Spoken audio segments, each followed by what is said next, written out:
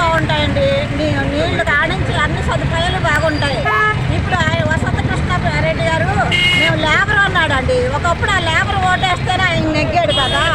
మరి అటువంటిప్పుడు లేబర్ లేదో రైతే లేదు రాజు లేదన్నట్టు లేబర్ లేదే ఉన్నవాడు ఎక్కడి నుంచి వచ్చాడండి. అలాగా ఉమా గారు అది ఆయన నెగ్గుతారేమో ఎంత డ్యాములు చేసి అన్ని చేస్తాం. ఆయన సీట్ ఇవ్వండి, ఆయన నెగ్గించండి.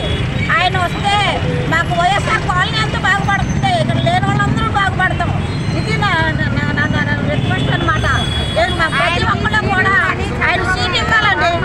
చంద్రబాబు నాయుడు గారు సీట్ ఇవ్వాలి. ఉమా గారికి వాటర్ రావాలన్నా,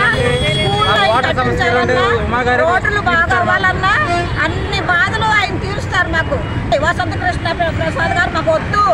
మాకు మద్దతు ఇవ్వలేనప్పుడు మమ్మల్ని పట్టించుకోలేనప్పుడు ఆయన ఎవరండి? ఆయనకి చంద్రబాబు గారు ఎందుకు ఇవ్వాలని సీట్? ఆయన ఒకవేళ మాకు తెలియదు, మాకు అందరికీ ఎంజాయ్ చేయలేదు. అటువంటిప్పుడు ఆయన మాకు వద్దు.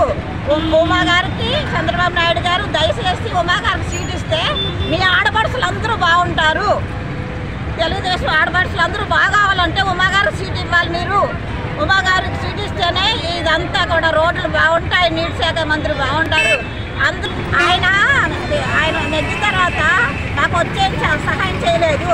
ఆయన మళ్ళీ మన ఎత్తునెత్తి మళ్ళీ మీరు ఆయన సీట్ ఇచ్చి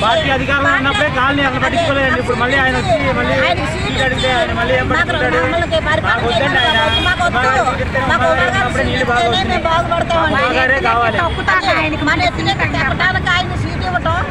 అసలు ఆడపడుచులు అందరూ బాగోవాలంటే ఉమా గారు సీట్ ఇస్తేనే బాగుపడతాము. ఇంత స్కూళ్ళు అన్ని కట్టిన తర్వాత మా ఓటు నోట్లోకి వేసుకుంటాం. అదే మేము అసలు ఓటేయం.